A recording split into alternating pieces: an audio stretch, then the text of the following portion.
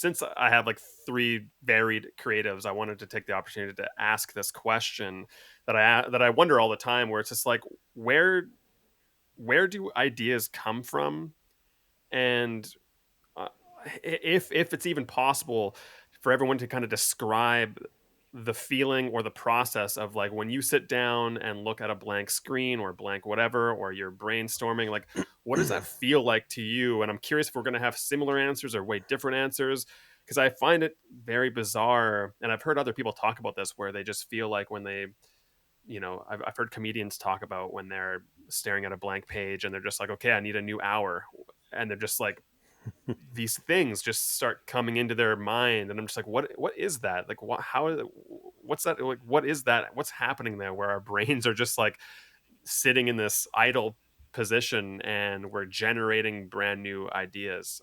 So I'm just curious, yeah, if everyone can, I'll maybe start with John maybe, and what's your process like when you sit down to create music, when you're maybe struggling for a new idea, or like you have the whole open road to be like, okay, I can create whatever I want here. What does that look like to you? Yeah, I can actually talk about this quite a lot. So if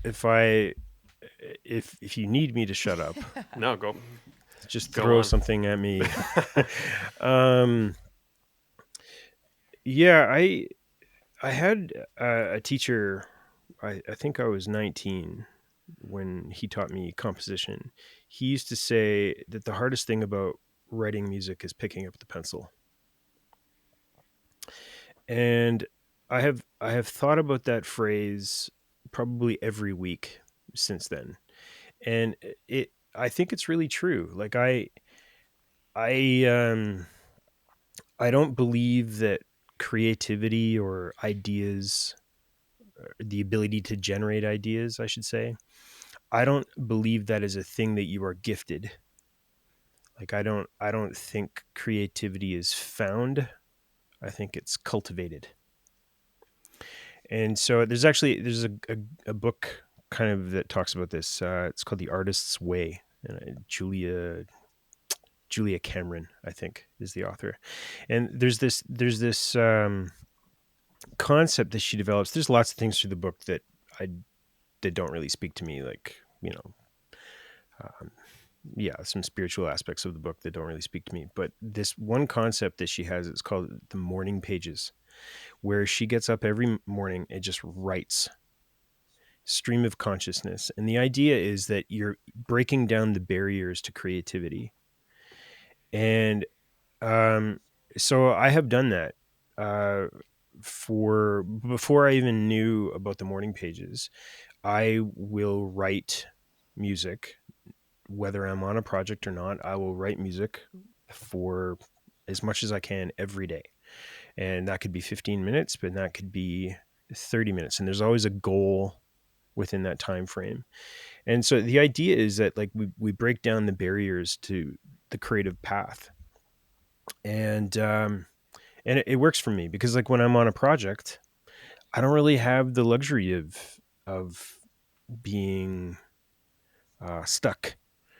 Like anybody who's worked in a film before will tell you that music is quite often one of the last things that they think about. And so like it's not unusual to be on a feature length film and have 3 weeks to produce 100 minutes of music, which is insane.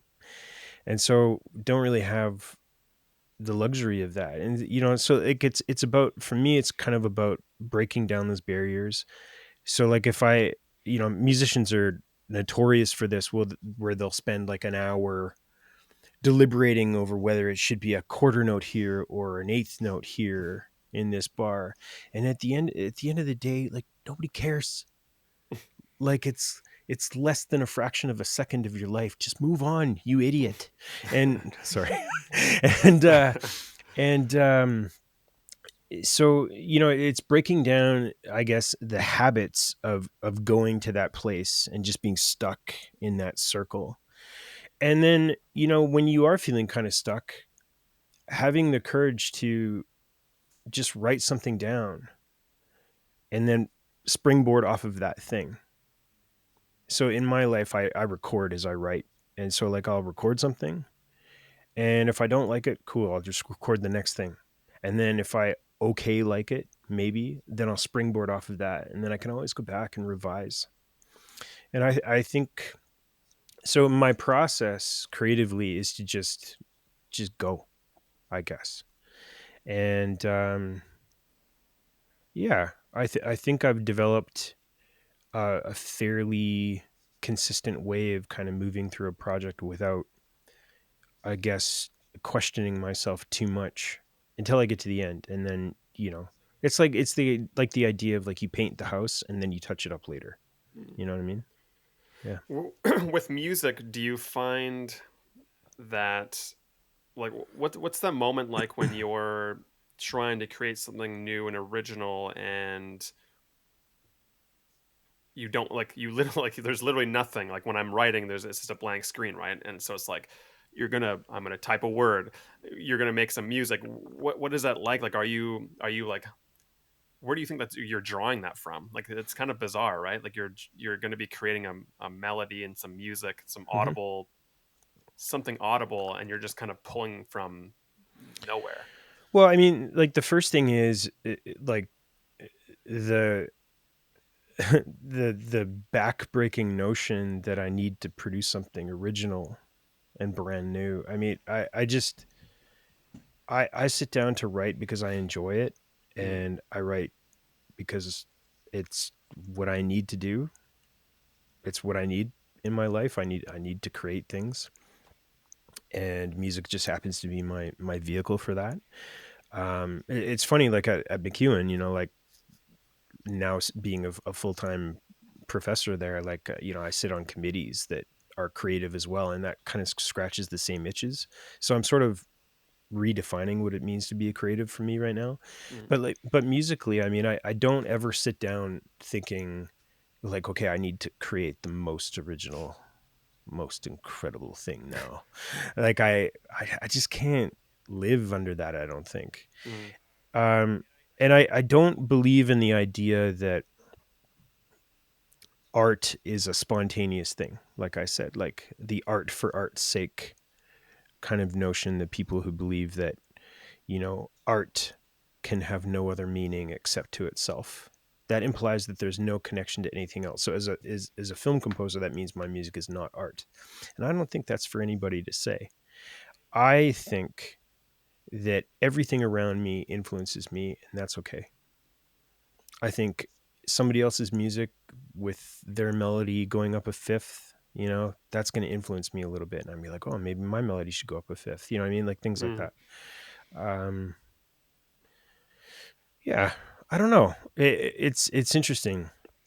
Creatives, we have this, I think, this romanticized idea of what being a creative is. Like I have to spontaneously, find the perfect idea, and that makes me the creative that I want to be. Like as I get older, I'm like, no, I just, I just want to make things that sound nice. I just want to hear pretty things.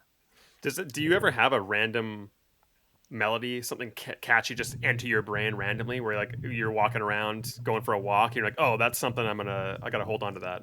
Yeah, all the time. And like particularly if I'm taking a break from writing, I will schedule my breaks when I'm working. Like, I break my day up sometimes into like 15-minute chunks, and so I'll give myself like a 15-minute break, and I'll take the dog for a walk. And that's often where I spontaneously, if you want to call it, yeah, like get little ideas, and I'll just Yeah. record it in my phone. And sometimes I'll listen back to those recordings. I'm like, what was I thinking? Like, and like it like doesn't even sound like pitches. It's just like, like just terrible. I'm like you have so much education, Macmillan. Why is this?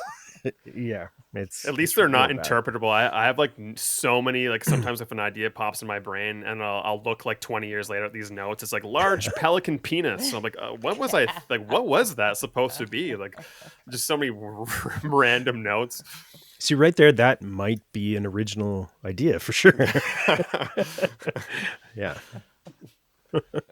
How about you, Ellie? What would you when you're doing anything, if it's sketch comedy, if you're trying to come up with a new skit or comedy, music? Do you have not necessarily a process, but do you have any kind of thoughts on like where your ideas are coming from and what that feels like? Yeah, absolutely. I think like anytime I have an idea, if I'm just like out walking or out with friends or whatever, I always try to put it in the notes on my phone because I know that when I get down to be creative, the ideas might not necessarily be there. So at least I have that backlog of ideas and things that I can kind of go through. And if something pings at me, it's like, oh, that's inspiring me. I'll write about that. And I think that came to be when Girl Brain started doing sketch comedy because so many times like funny things would happen in our lives and we'd say that's a sketch. Like we'd be talking to each other and be like, "Oh, that's a sketch." So now I sort of like that's a sketch with all of my creativity. It's like if there's an idea that is inspiring me, I'll make sure to log it so that I can come back to it in the future.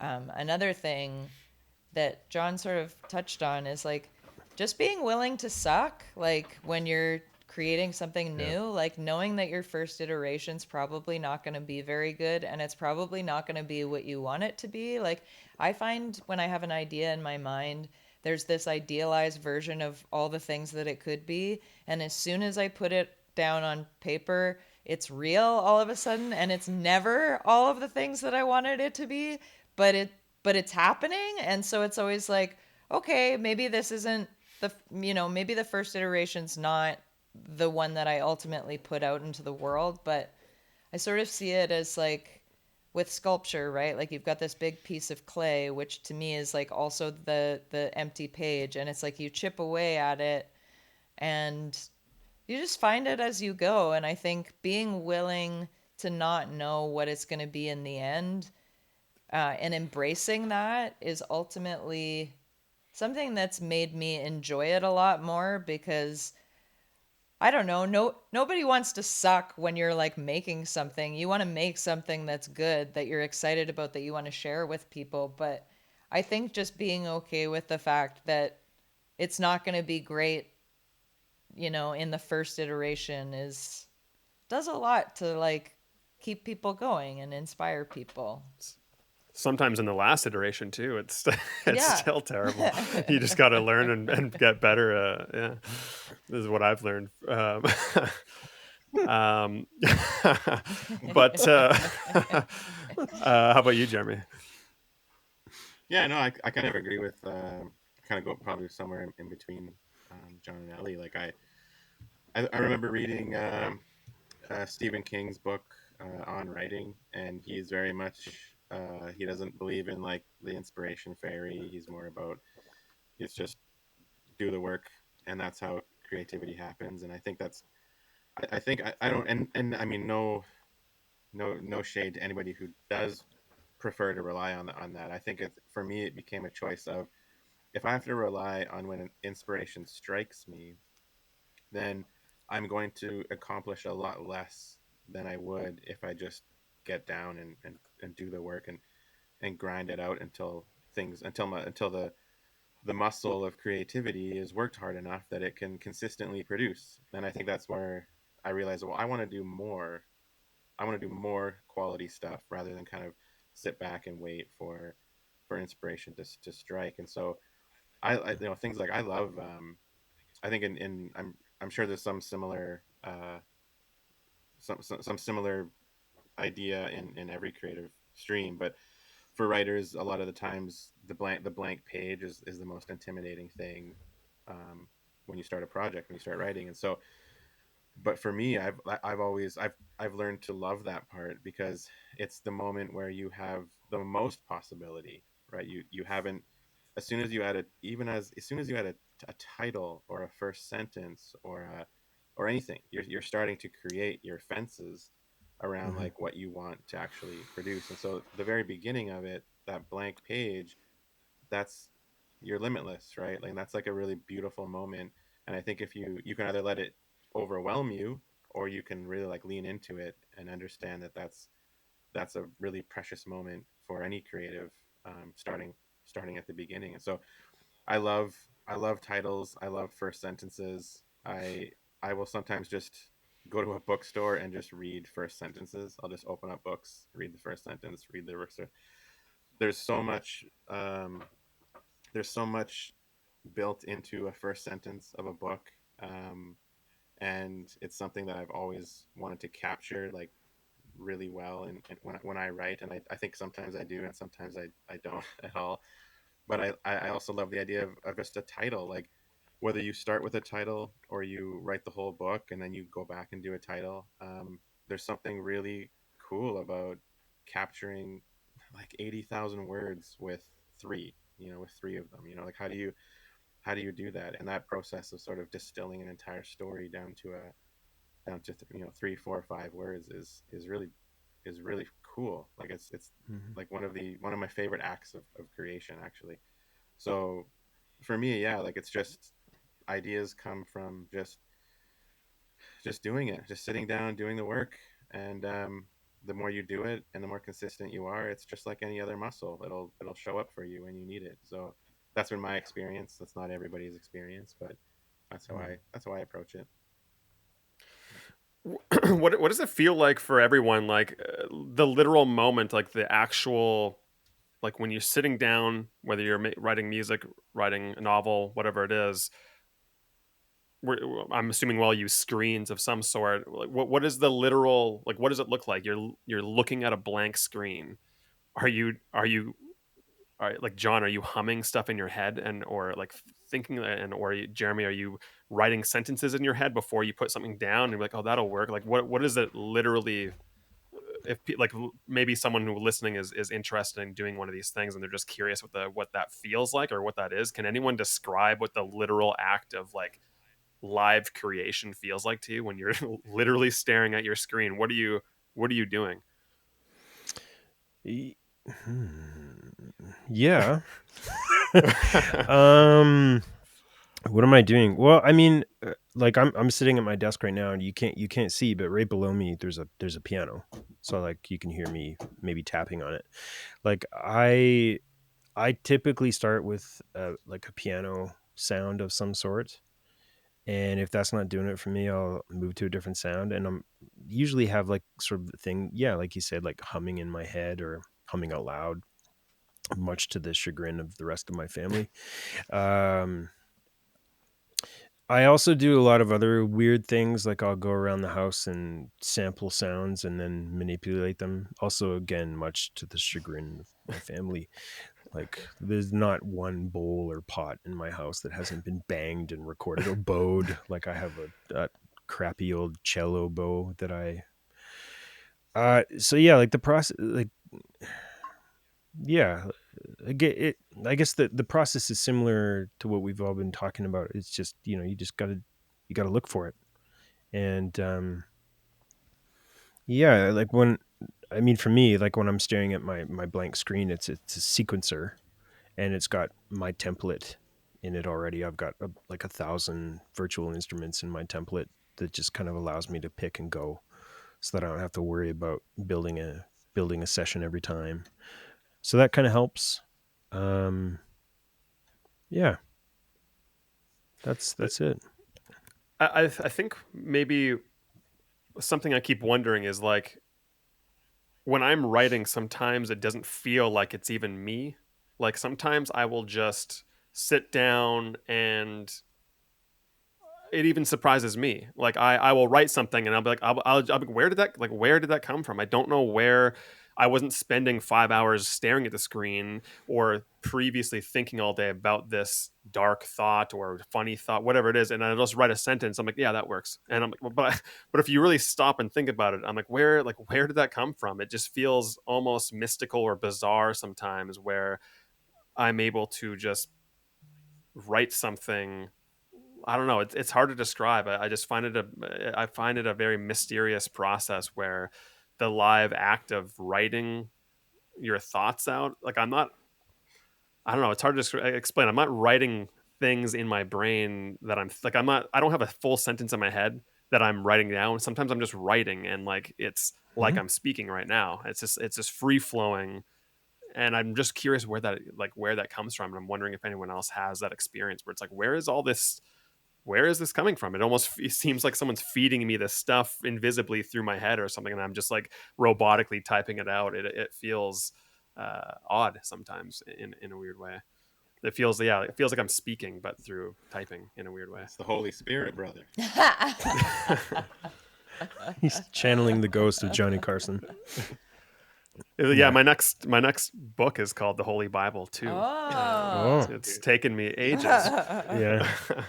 I think, like, I don't know, in dreams sometimes, like, the weirdest shit will happen, and somebody once told me that your dreams are, it's like you're dumping all of the things that happened in the day, you're processing it through your dreams. So sometimes it's like you saw a person walk down the street, and you don't know who that person is, but they show up in your dream. And to me, that's a similar experience that's happening when you're creating, and it feels that pure, when it feels like it's really just rushing out of you. It's almost like you're fully metabolizing what you're trying to say. It's like it's all coming together in this pure form of expression. Yeah. Yeah, I'd buy that. I think also, there's a level of trust there too. Like if you've entered into that flow, for lack of a better term, like I think you've developed your craft to the point where you can trust yourself to just kind of go. Yeah. And that's, I think that's a testament to the years of energy that you've put into it as well, right? Yeah, that's a good one. Like, yeah. Do any of you feel it anywhere physically on your body? I've noticed that when I've got something ready to go, it builds in my shoulders, and I don't know if that's because I'm typing or something, but I can feel it like in my Oh. shoulders, and I have to like get it out.